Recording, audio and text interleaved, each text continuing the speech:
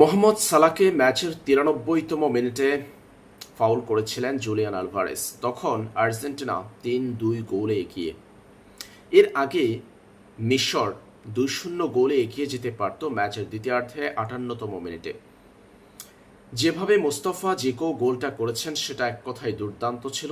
তিনি অনসাইডে ছিলেন, অফসাইডের কোনো বিষয় ছিল না এখানে, পরিষ্কার গোল। গোল হওয়ার পর ফরাসি রেফারি লেটেস্কিয়ার আর্জেন্টিনাকে বাঁচানোর জন্য পিছনে গেলেন। এই গোলটার বল কিভাবে এলো সেটা দেখার জন্য তিনি ভিএআরে গেলেন, যেখানে কোনো আবেদন ছিল না আর্জেন্টাইনদের।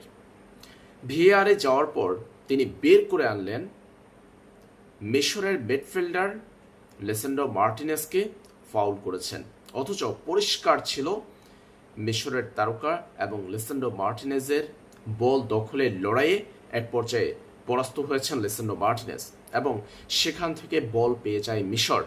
বল মিশরের দখলে এবং সেই বল থেকে গোল করেছিলেন মুস্তাফা জিকো। এখানে ফাউলের কোনো বিষয়ই ঘটেনি, কিন্তু ফাউল হয়েছিল, সেটা জুলিয়ান আলভারেজ করেছিলেন মোহাম্মদ সালাহকে ম্যাচের ইনজুরি টাইমের ৩য় মিনিটে, অর্থাৎ ৯৩তম মিনিটে, যখন আর্জেন্টিনা ৩-২ গোলে এগিয়েছিল। নিজেদের ডিবক্সের ভেতরে মোহাম্মদ সালাহকে ফাউল করে জুলিয়ান আলভারেজ বল বাড়িয়ে দিয়েছেন মাঝমাঠে। সেই বল নিয়ে গোল করেছেন এনজো ফার্নান্দেজ। সেই গোলটা অ্যালাউ করেছে রেফারি, অথচ মিশরের গোলটা বাতিল করেছেন ফরাসি এই রেফারি।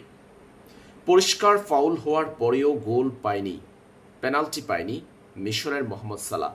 অবিশ্বাস্য বিষয় হলেও সত্যি, রেফারির চোখ সম্পূর্ণ এড়িয়ে গেছে তা, এবং ভিএআরে যাওয়ার কোনো প্রয়োজনীয়তাই মনে করেননি ফরাসি এই রেফারি।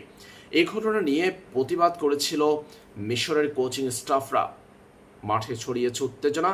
মিশরের কোচিং স্টাফদের বেশ কয়েকজনকে লাল কার্ড, হলুদ কার্ড দেখিয়েছেন ফরাসি রেফারি। শেষ পর্যন্ত আর্জেন্টিনার গোলটা অ্যালাউ হলো এবং ২-০ গোলে এগিয়ে থাকা মিশর ভালো খেলেও রেফারির বিতর্কিত সিদ্ধান্তে হারতে হয়েছে আর্জেন্টিনার বিপক্ষে। এই ম্যাচে শুধু তাই নয়, আর্জেন্টিনার এক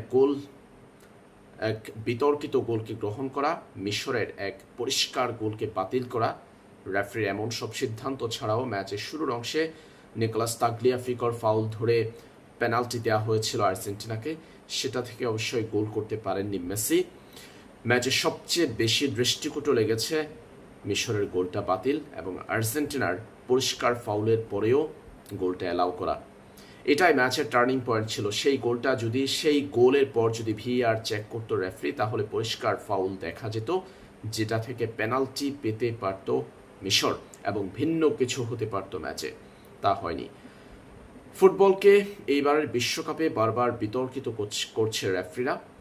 সেটার পেছনে অবশ্যই মূল কারণ কি সেটা আসলে বলা মুশকিল। যাই হোক, আর্জেন্টিনা মিশরকে ৩-২ গোলে হারিয়ে বিশ্বকাপের পরবর্তী ধাপ অর্থাৎ কোয়ার্টার ফাইনালে জায়গা করে নিয়েছে।